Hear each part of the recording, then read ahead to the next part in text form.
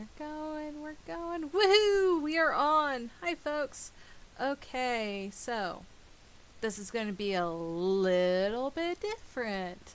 Um, I thought that I had my story starting about 2 minutes into my spiel, but today I don't.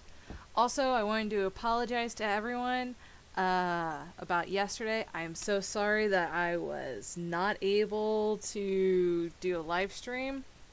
I'm sorry, I'm evil. Yeah, we're learning as we go. So, if y'all are here with me today, woohoo! I appreciate it. Thank you for the support. And we'll go ahead and get started in 30 seconds. In 3, 2, 1, here we go. 10 seconds. The Yellow Third, edited by Andrew Lane, from the 2019 collection of Project Gutenberg. Story 3, The Dragon of the North. Very long ago, as old people have told me, there lived a terrible monster who came out of the north and laid waste whole tracts of country and devouring both men and beasts. And this monster was so destructive that it was feared that unless it came, no living creature would be left on the face of the earth. It had a body of an ox and legs like a frog, 2 short forelegs and 2 long ones behind, and besides that, it had a tail like a serpent, 10 fathoms in length. When it moved, it jumped like a frog, and with every spring it covered half a mile of ground. Fortunately, its habit was to remain for several years in the same place, and not to move on until the whole neighborhood was eaten up. Nothing could hunt it because its whole body was covered with scales which were harder than stone or metal. Its 2 great eyes shone by night and even by day, like the brightest lamps, and anyone who had the ill luck to look into those eyes became as it were bewitched, and was obliged to rush of his own accord into the monster's jaws. In this way the dragon was able to feed upon both men and beasts without less trouble to itself, as it needed not to move from the spot where it was lying. All the neighboring kings had offered rich rewards to anyone who should be able to destroy the monster, either by force or enchantment, and many tried their luck, but all had failed miserably. Once a great forest in which the dragon lay had been set on fire. The forest was burnt down, but the fire did not do the monster less harm. However, there was a tradition amongst the wise men of the country that the dragon might be overcome by one who possessed King Solomon's signet ring, upon which secret writing was engraved. This inscription enabled anyone who was wise enough to interpret it to find out how the dragon could be destroyed. Only no one knew where the ring was hidden, nor was there any sorcerer or learned man to be found who would be able to explain the inscription. At last a young man with a good heart and plenty of courage set out to search for the ring. He took his way towards the sun rising because he knew that all the wisdom of old time comes from the east. After some years he met with a famous Eastern magician and asked for his advice in the matter. The magician answered, "Mortal men have but little wisdom and can give you no help, but the birds of the air would be better guides to you if you could learn their language. I can help you understand it if you will stay with me a few days." The youth thankfully accepted the magician's offer and said, "I cannot offer you any reward for your kindness, but should my undertaking succeed, your troubles shall be richly repaid." Then the magician brewed a powerful potion out of 9 sorts of herbs which he had gathered himself all alone by moonlight, and he gave the youth 9 spoonfuls of it daily for 3 days, which made him able to understand the language of the birds. At parting, the magician said to him, "If you ever find Solomon's ring and get possession of it, then come back to me that I may explain the inscription on the ring to you, for there is no one else in the world who can do this." From that time on, the youth never felt lonely as he walked along. He always had company because he understood the language of the birds, and in this way he learned many things which mere human knowledge could have never taught him. But time went on, and he heard nothing about the ring. It happened one evening when he was hot and tired with walking, and had sat down under a tree in the forest to eat his supper, that he saw two gaily plumaged birds that were strange to him, sitting at the top of the trees talking to one another about him.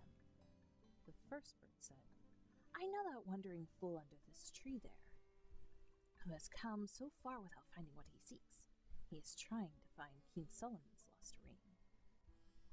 The other bird answered, "He will have to seek help from the witch maiden, who will doubtless be able to put him on the right track. If she has not got the ring herself, she knows well enough who has it." "But where is he to find the witch maiden?" asked the first bird. "She has no settled dwelling, but is here today and gone tomorrow. He might well try to catch the wind." The other replied, "I do not know certainly where she is at the present, but in 3 nights from now she will come to the spring to wash her face, as she does this every month when the moon is full, in order that she may never grow old nor wrinkled, but may always keep the bloom of youth." "Well," said the first bird, "the spring is not far from here. Shall we go and see how she does it?" "Willingly, if you like," said the other. The youth immediately resolved to follow the birds to the spring. Only 2 things made him uneasy. First, lest he might be asleep when the birds went, and secondly, lest he might lose sight of them, since he had not wings to carry him along so swiftly. So he was too tired to keep awake all night, yet his anxiety prevented him from sleeping soundly. And when the earliest dawn he looked up to the treetop, he was glad to see his feathered companions still asleep with their heads under their wings. He ate his breakfast and waited until the birds should start, but they did not leave the place all day. They hopped about from one tree to another looking for food, all day long until the evening, but when they went back to their old perch to sleep.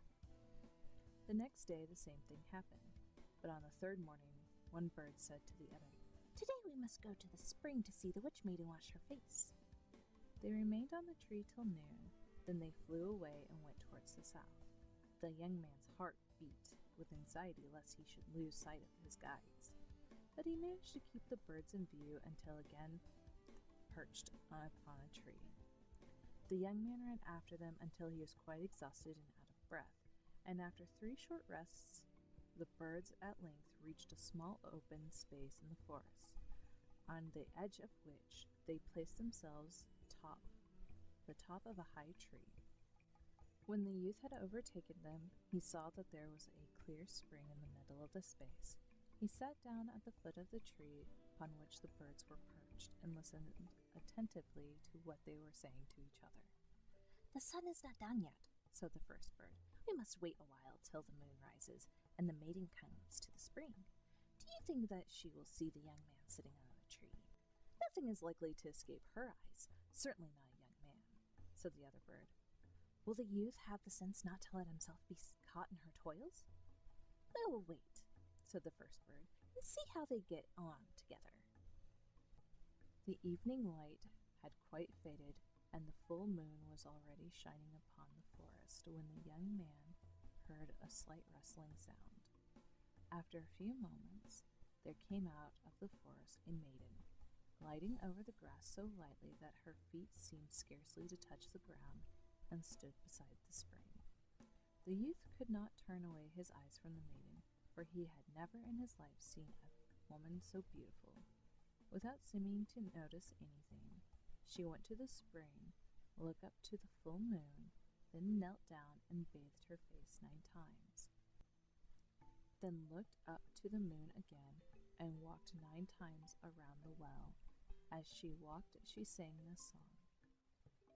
Full-faced moon, with light unshaded, let my beauty ne'er be faded.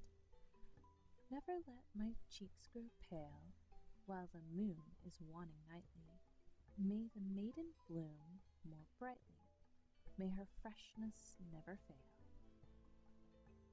Then she dried her face with her long hair and was about to go away when her eye suddenly fell upon the spot where the young man was sitting, and she turned towards the tree.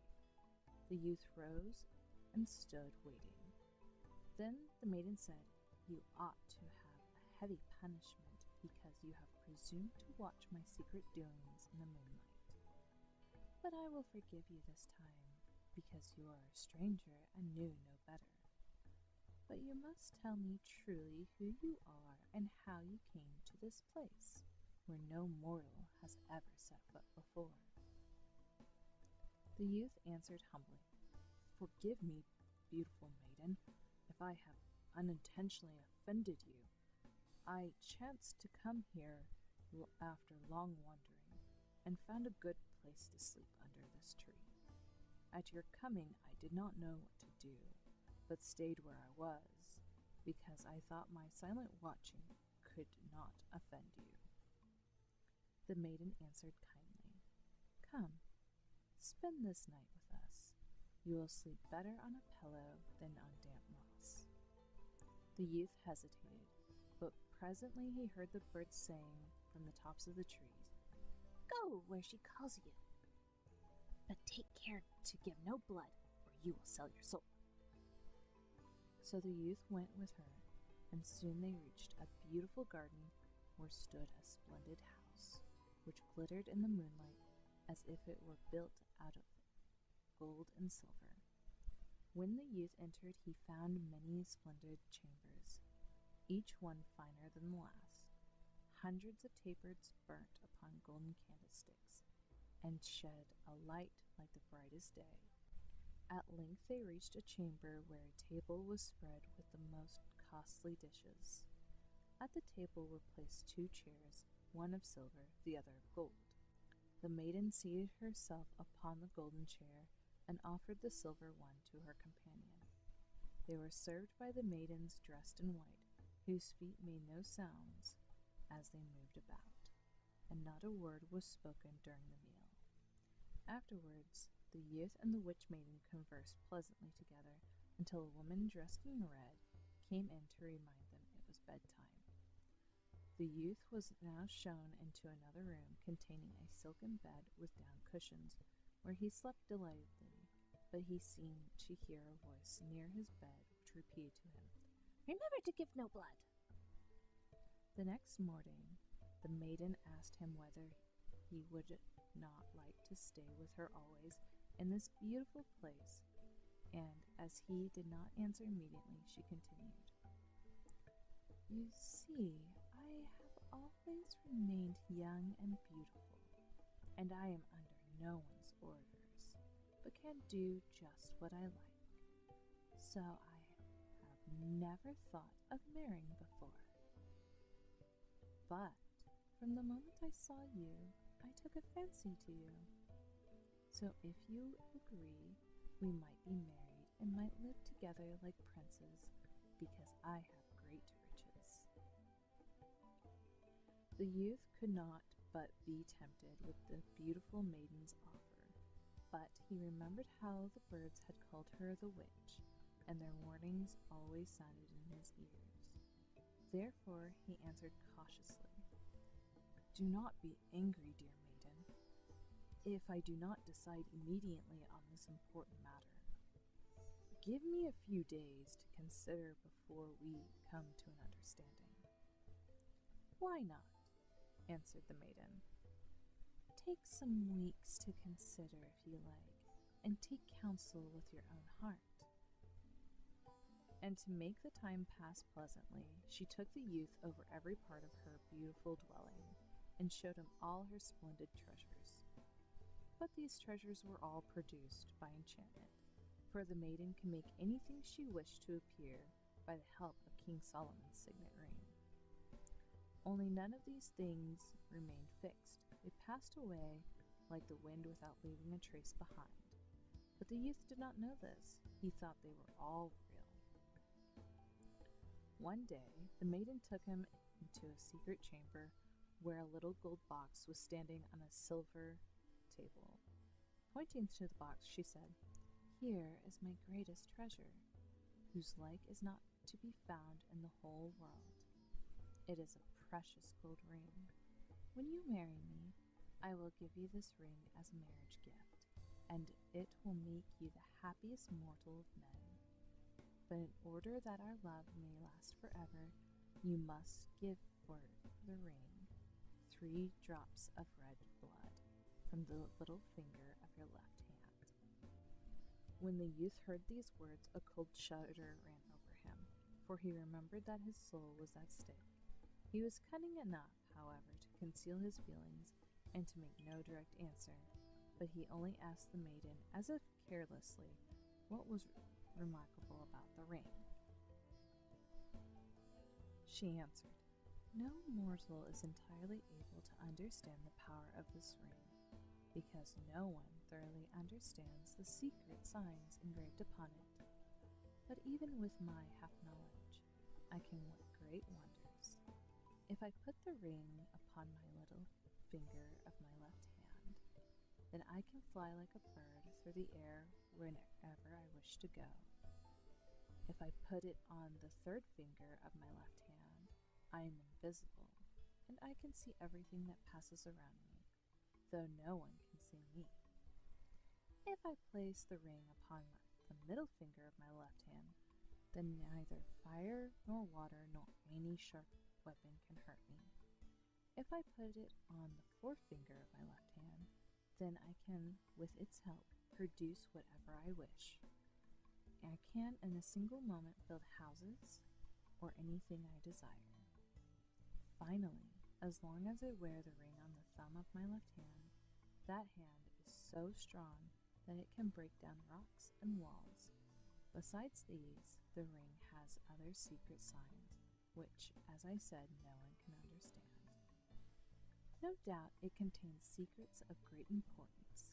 The ring formerly belonged to King Solomon, the wisest of kings, during whose reign the wisest men lived. But it is not known whether this ring was ever made by mortal hands. It is supposed that an angel gave it to the wise king." When the youth heard all this, he determined to try and get possession of the ring, though he did not quite believe in all its wonderful gifts. He wished the maiden would let him have it in his hand, but he did not quite like to ask her to do so, and after a while she put it back in the box. A few days after, they were again speaking of the magic ring, and the youth said, "I do not think it is possible that the ring can have all these powers as you say it has." Then the maiden opened the box and took out the ring, and it glittered as she held it like the clear sunbeam. She put it on the middle finger of her left hand and told the youth to take a knife and try as hard as he could to cut her with it, for he would not be able to hurt her. He was unwilling at first, but the maiden insisted. Then he tried it, at first only in play, then seriously, to strike her with the knife. But an invisible wall of iron seemed to be between them, and the maiden stood before him laughing and unhurt. Then she put the ring on her 3rd finger, and in an instant she had vanished from his eyes. Presently she was beside him again, laughing and holding the ring between her fingers. "Do let me try," said the youth, "whether I can do these wonderful things." The maiden, suspecting no treachery, gave him the magic ring. The youth pretended to have forgotten what to do, and asked what finger he must put the ring on so that no sharp weapon could hurt him.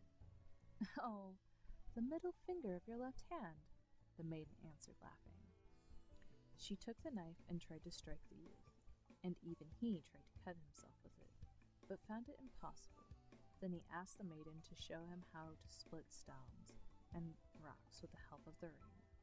So she led him into a courtyard where stood a great boulder stone. "Now," she said, "put the ring upon the thumb of your left hand, and you will see how strong that hand becomes." The youth did so, and found to his astonishment that a single blow of his fist, the stone flew into 1,000 pieces.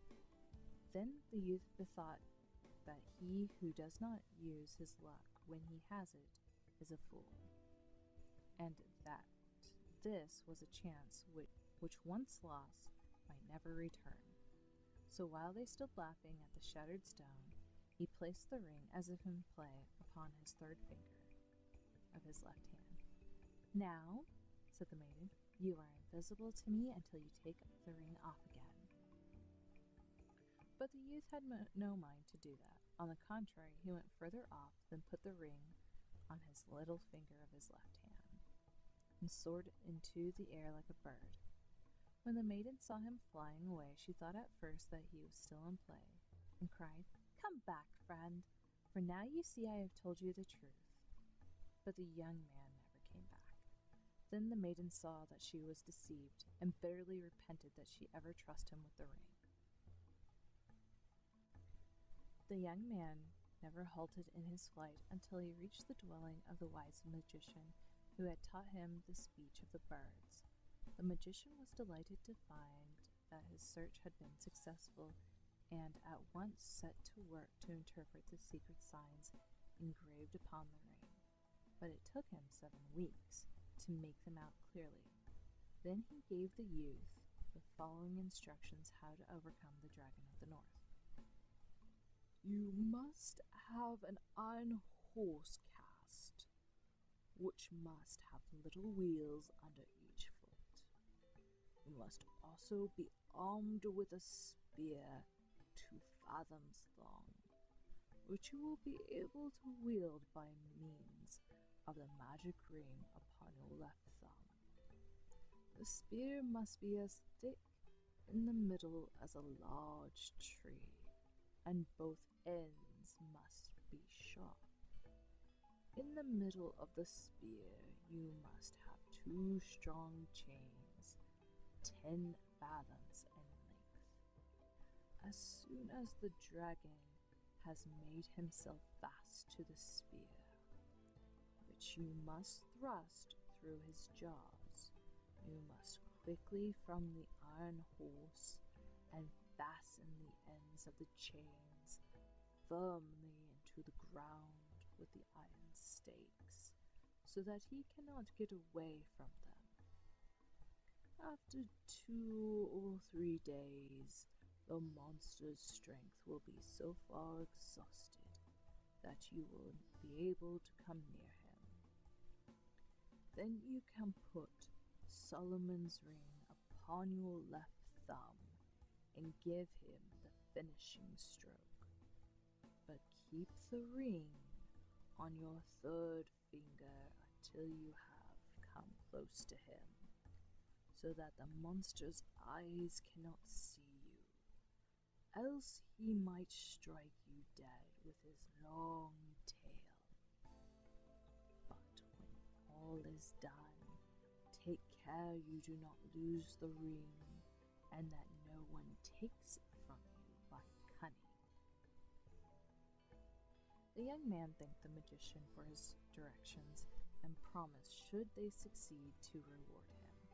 But the magician answered, "I have profited so much by the wisdom the ring has taught me that I desire no other reward." Then they parted, and the youth quickly flew home through the air. After remaining in his home for some weeks, he heard people say that the terrible Dragon of the North was not far off, and might shortly be expected in the country. The king announced publicly that he would give his daughter in marriage, as well as a large part of his kingdom, to whomever should free the country from the monster.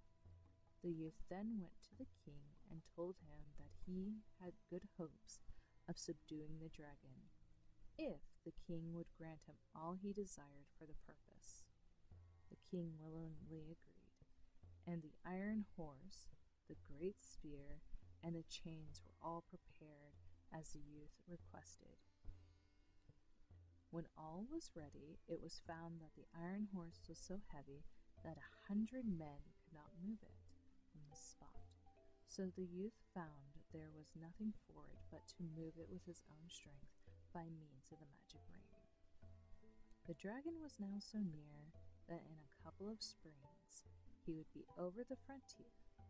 The youth now began to consider how he should act, for if he had to push the iron horse from behind, he could not ride upon it as the sorcerer had said he must.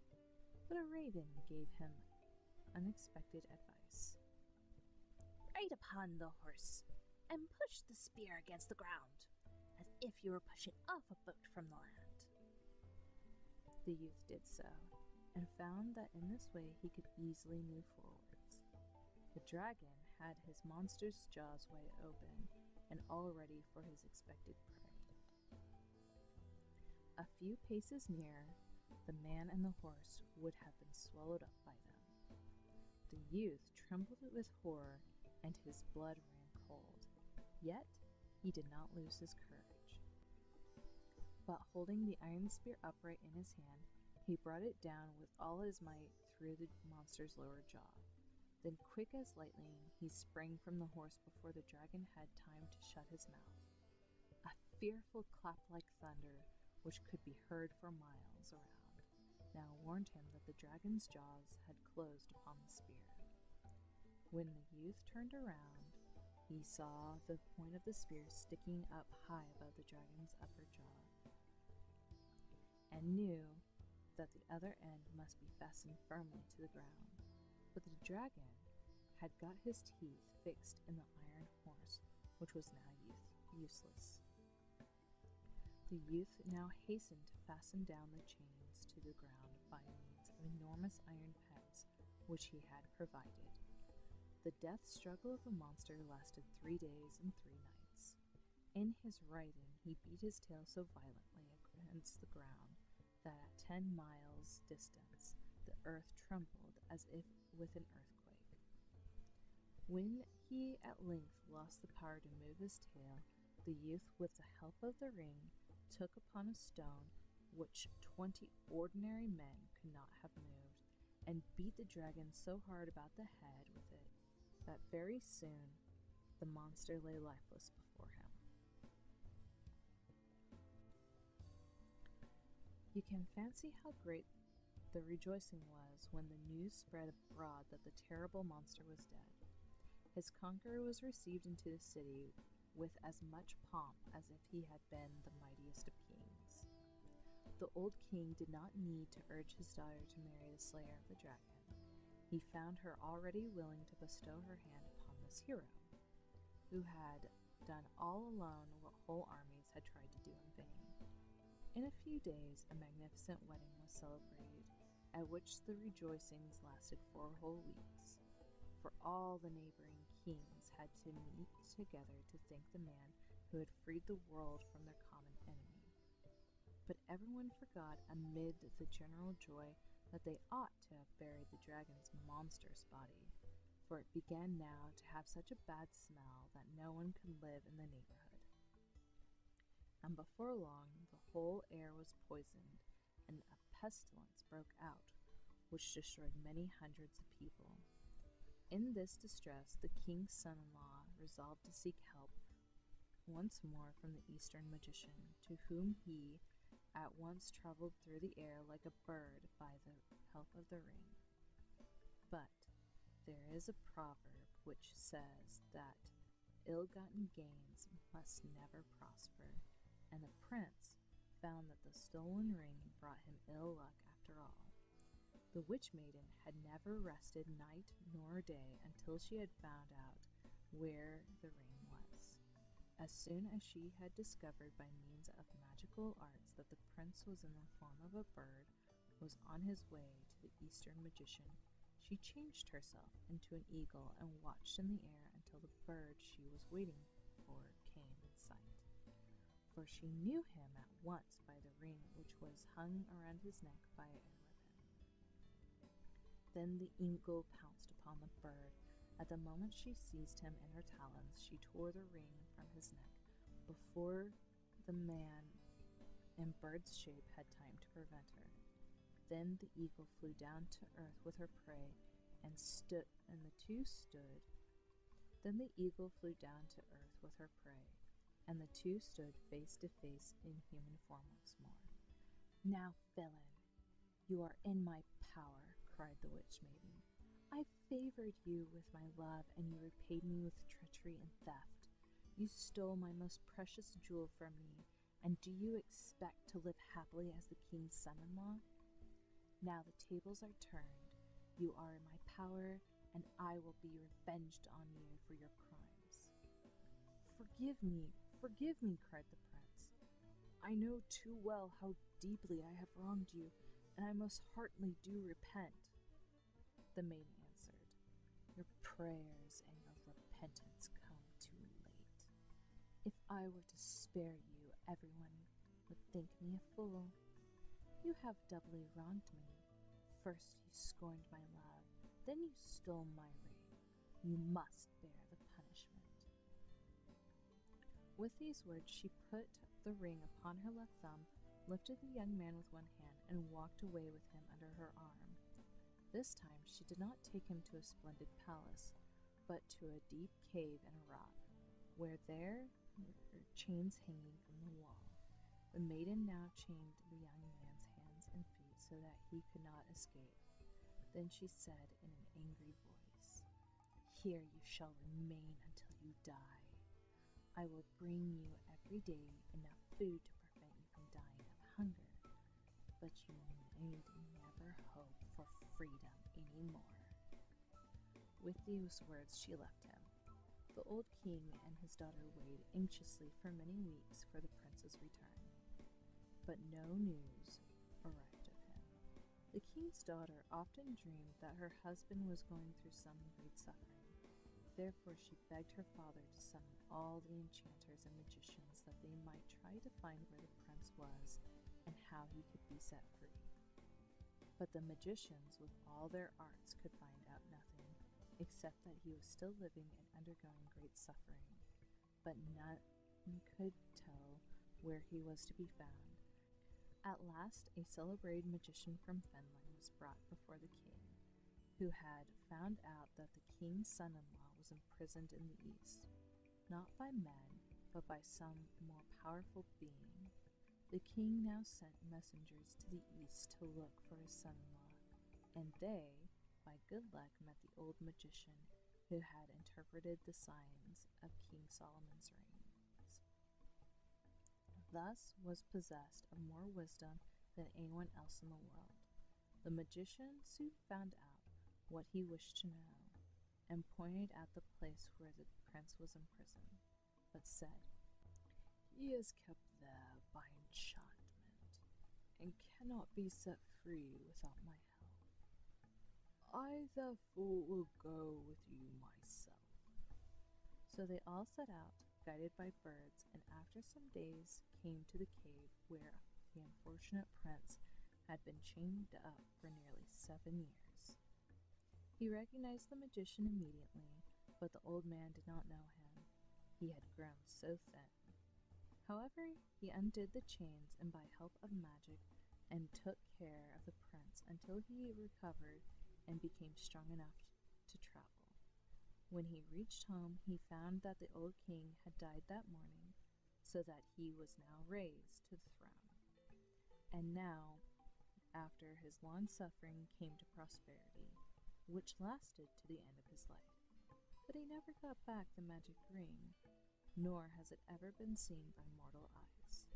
Now, if you had been the prince, would you not have rather stayed with the pretty witch maiden?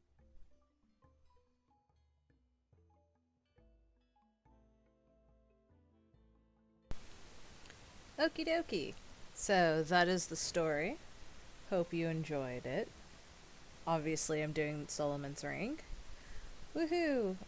So, usually I have at least a 2-minute intro, This time apparently it was a 2-second intro. Oops.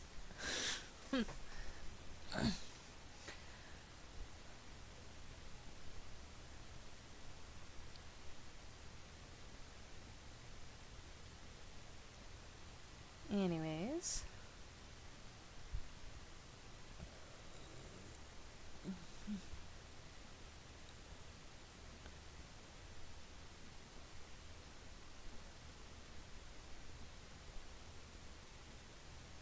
So, to cover what I missed on my intro, the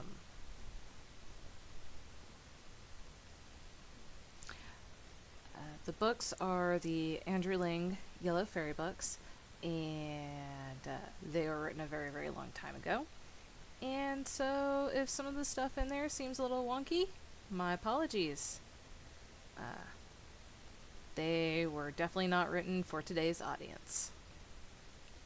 I try to keep it as a nice medium between old school, new school, but to keep to the stories as closely as I can, I try to keep it as close to the source material. Because let's face it, there were some stuff that is just far more interesting to read about in the older stories.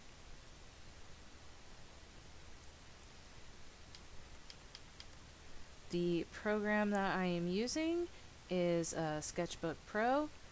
It is super awesome. I really like it for the most part. My only problems with it is that the textures look more like crayon rubbings. But you know what? For what it is, it's not half bad. And again, my tablet is a Huon HS610.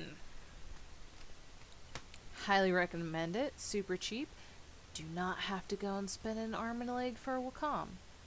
That's not to say that Wacom is not good. It is quite good in its own way. But if you need something on a budget, and I definitely do, Huon is what I like. It's easy to work with. And this tablet is not the computer tablets or the ones that have the monitor inside of them. So that's always fun. It can take a little bit of a learning curve to use them. Honestly, I didn't have that much of a problem with it. Probably really good practice to prep before you, if you're really having trouble with using these kind of tablets. There is a drawing exercise you can do, which is really, really hard. The exercise is you have a still life, and instead of actually looking at your piece of paper while you're drawing it, you literally just move your eyes and hand along with the edge of the box. You're not actually drawing on the edge of the still life. What you're doing is drawing what you think is the edge of the still life. Let me tell you, you get some really interesting pieces out of that. The differences with this is that you get a lot more, you're going to be a lot more accurate with it. So, if you have any questions, please feel free to ask. Shout out to... Alright, I'm going to butcher this. Phi Ranger. I hope that's how you pronounce that. Helping me sort out my buzzy buzzness, apparently.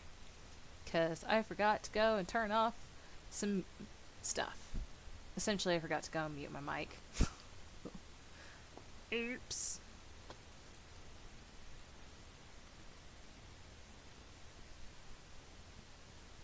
If anyone has any questions, please feel free to type them in the chat, and I will do my best to answer them. Or I'll make something up.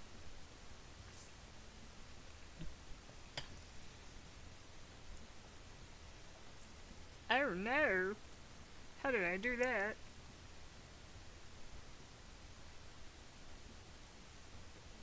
Ah. Okie dokie.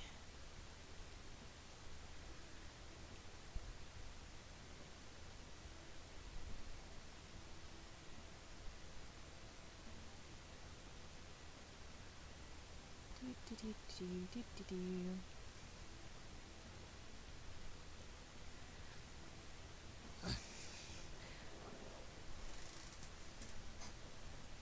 Oh my god, I'm gonna fall. So, I do not sit like a human is supposed to sit in my chair. I most of the time sit in it cross-legged, and so when I need to move, I end up getting tangled in whatever blanket or piece of clothing I have over my lap because I get very, very cold. I am not a fan of the cold. So, whenever it sounds like or whenever I say I'm gonna fall, it's usually I'm gonna plant myself face first into my keyboard. So, if you suddenly hear a lot of expletives, that's usually what it will be.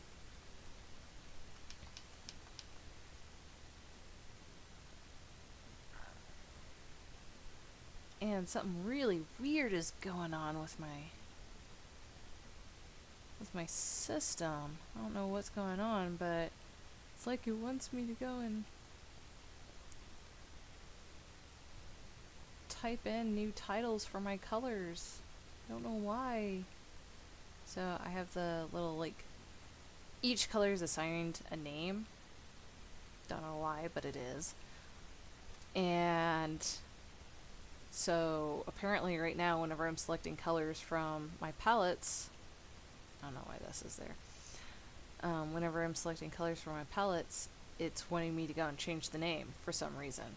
I don't know why. Seems quite silly to me.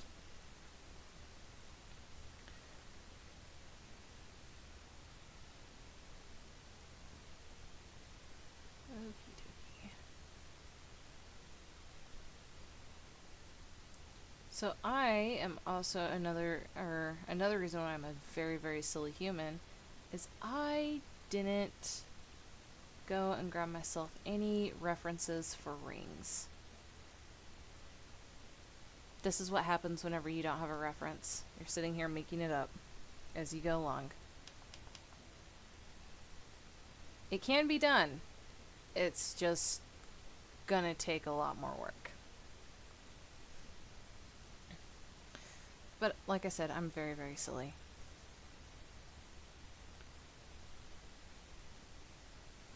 So when there's long pauses, what I'm sitting here doing is just sitting here thinking, trying to figure out what my next goal is. Hopefully, while not trying to screw myself up too much. Nah, it's all good. Anyways, that story was a lot longer than our other ones. If you have been here for the other videos, the first story was like 6-7 minutes.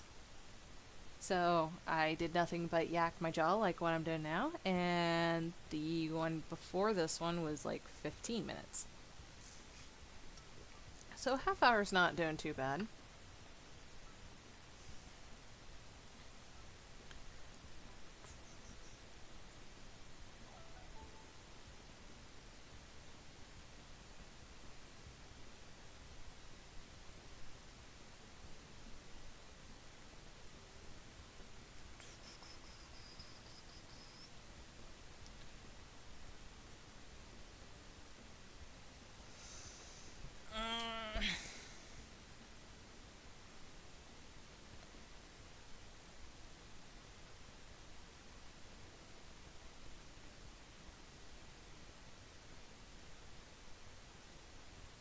Oh. I'm very, very silly. You wanna know why I'm very, very silly? Because I forgot to go and add dark things to the little crystal. because like I said, I'm very, very silly. And yes, crystals do actually have... Oh, wait. There we go.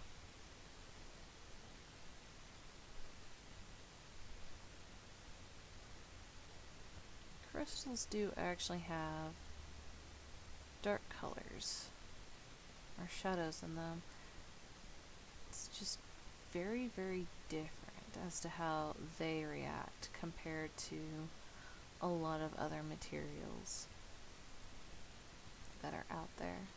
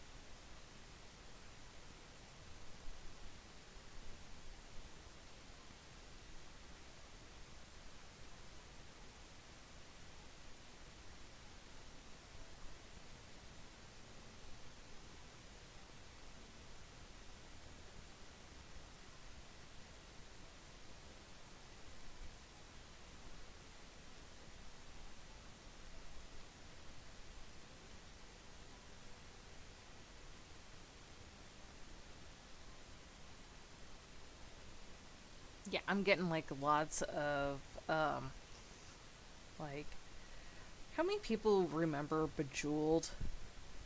It was like the first mother trucker. I put those on the wrong layer. Silly, silly me. Oh, well. How many people remember Bejeweled? It was like the really, like, it was Candy Crush before Candy Crush. It was super big. Even people, parents, whatever, that weren't interested in playing video games. It was like the first multi-generational video game that everyone played. It was just crazy. Shortly after, I think, Candy Crush came out. And, but Bejeweled still exists. Anyways, definitely getting more of a old school Bejeweled vibe from this than what I was looking for. But that's okay. This thing is nowhere near complete.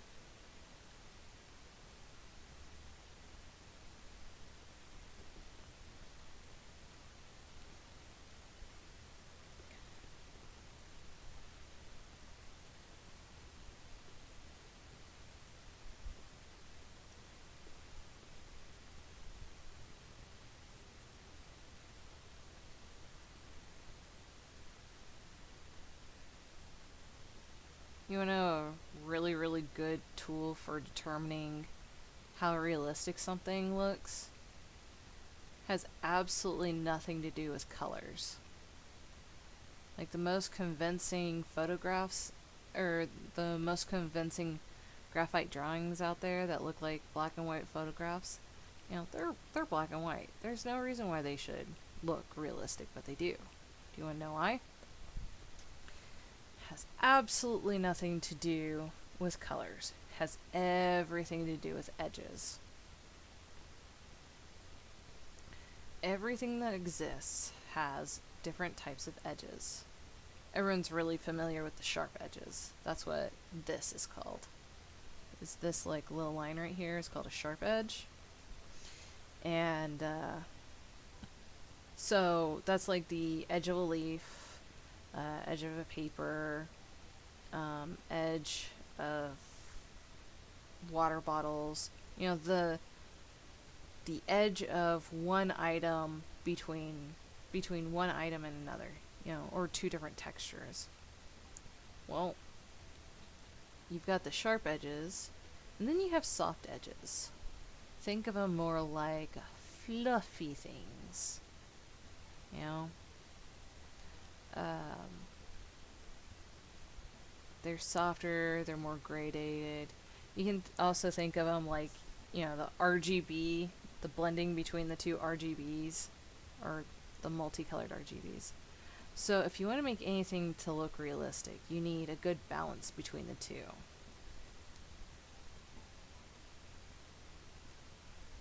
That and shading, or tones, rather. You need enough difference between the edges that you can tell what's an edge and what's not. And you can see the gradual differences between the edges of one object and the edges of another. So,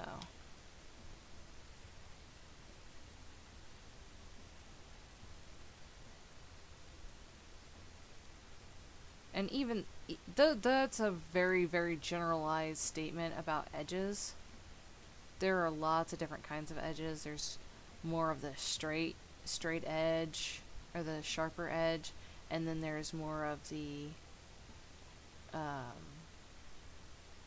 softer edge, like what you usually see at the end of fur. If you've got a whole bunch of fur, you know, the body of a cat or something, or a puppy dog, you know, it's very, very soft between them and the floor.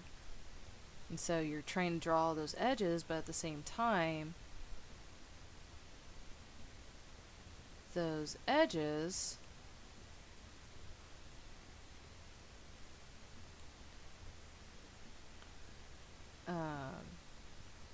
either can tell you the difference between the two objects, or can just simply help you tell a story between them. And in this case,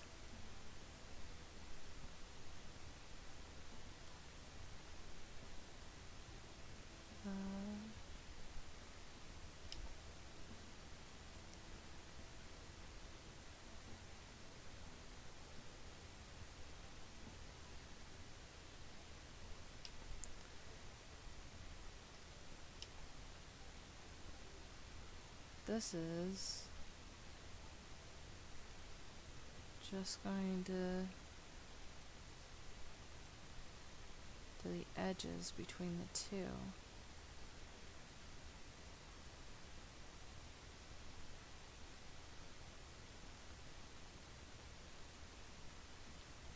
If you want to learn more, I highly recommend James Gurney's Light and Color. Absolutely master stroke of color theory.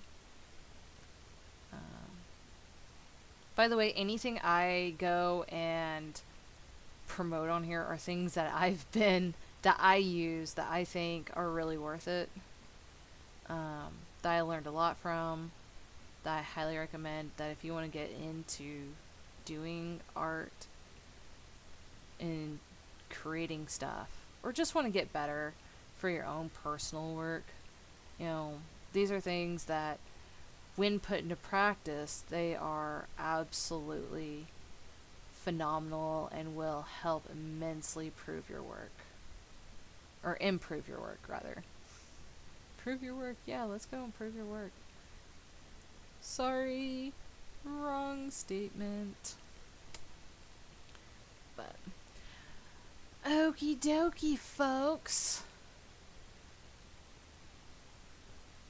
This is where I'm going to leave y'all at.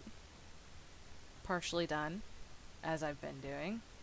My greatest apologies. Don't worry, they will be done eventually. They'll be done. Don't worry, they'll be done.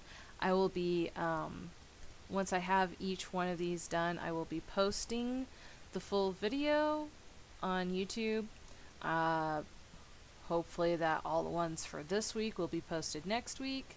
That is the goal, folks. But I'm new at this. Clearly, I will go and screw things up. So, Every day we learn something new, right? So, I will talk with y'all tomorrow. Tomorrow's story is the Emperor's New Clothes. Not the Emperor's New Grooves. Sorry, Cusco's not here. Don't sue me, Disney. Sorry. Sorry, I have no money. Alright. Anyways, folks, but that is where we are at. I promise that I will have this done eventually next week sometime. Promise I'll have something for you. I'm not gonna leave y'all hanging. So, in the meantime, if y'all have any questions, please feel free to write a question somewhere and I will get it to you. And yeah. Yep, that's where I'm going to end this. I am so sorry. I am awkward as hell. Alright, folks, you have a good night, and I'll see you tomorrow.